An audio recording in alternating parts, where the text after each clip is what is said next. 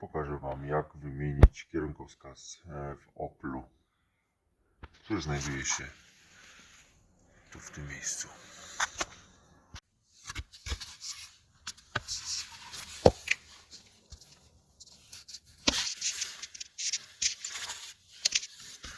Wyciągnąć żarówkę od kierunkowskazu, przekręcamy minimalnie, tak jakbyśmy chcieli odkręcić, i wyciągamy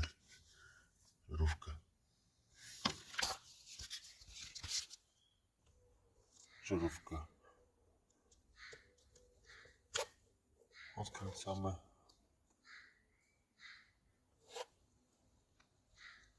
i tak samo zakręcamy.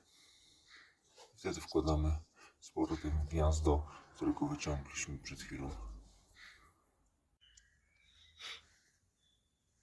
No i na sam koniec wkładamy